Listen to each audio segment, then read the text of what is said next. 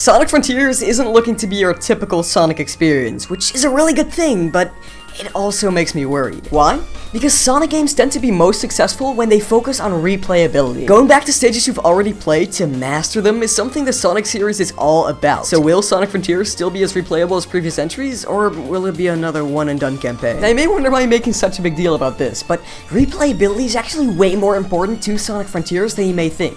So, how replayable will Sonic Frontiers turn out to be, and why does it even need replayability in the first place? Well, the last question actually has a pretty simple answer. The more you go back and master a Sonic game, the more fun it becomes. I can hop into Sonic Generations anytime I want and still have a great time, because these stages are just so fun to keep coming back to. Why do you think the ranking system was invented? It was to reward the players who actually put in the time to come back to the game and master the levels. Now this is where the Metal Harbor argument comes in, but I probably won't go too much in depth on it here since I'll make an entirely separate video on that later. Just to sum it up though, this argument explains that the best Sonic games, or video games in general, tend to have a low skill floor and high skill ceiling, meaning it's easy to pick up, but hard to master. This is where the replayability comes in. Sonic games tend to be tricky and punishing for newer players, and this can either be solved in two ways. One, you can make the game extremely easy for everyone, or two, you can listen to the Metal Harbor argument and make the game easy to pick up for newer players, but add in elements of replayability for people who know some of the more advanced tricks. You can tell there's only really one satisfying option here, which, coincidentally,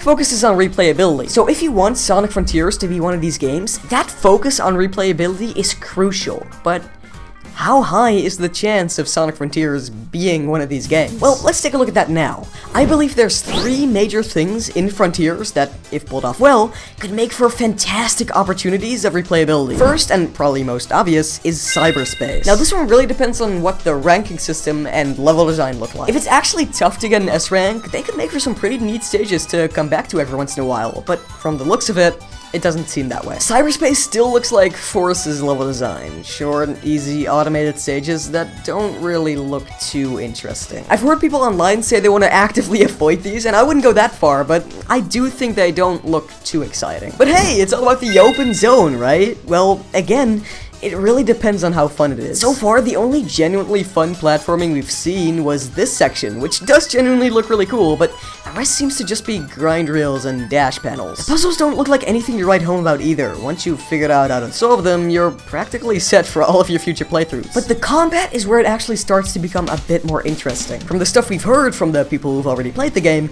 the bigger enemies actually have multiple ways to defeat them, meaning you're probably gonna get to master these fights and figure out new ways to beat these guys once you get more skilled. I'm also hopeful for the exploration element. On your first playthrough, you'll probably take your time more and try a good handful of objectives, but once you've played through the game a couple of times, you're gonna be figuring out which objectives are mandatory and which aren't, meaning there's a good chance you're probably gonna be zooming through these islands in no time. But there's one thing that I believe would drastically improve this game's replayability, and that is a new game plus mode. I mean, think about it. Throughout the game, you're gonna be upgrading Sonic's speed and defense, as well as unlocking new combat and traversal abilities through the skill tree. It'd be really cool if we could keep our stats for Sonic in a brand new playthrough, since visiting the first few islands with an upgraded Sonic could provide a pretty neat perspective on how strong you've become throughout the game. So, time for the big question. How replayable will Sonic Frontiers turn out to be? Well, if cyberspace is fun, the open zone doesn't get repetitive, the combat can be mastered by skilled players, and there's a new game plus mode, then I think Sonic Frontiers could be one of the most replayable Sonic games of all time. Will it actually happen?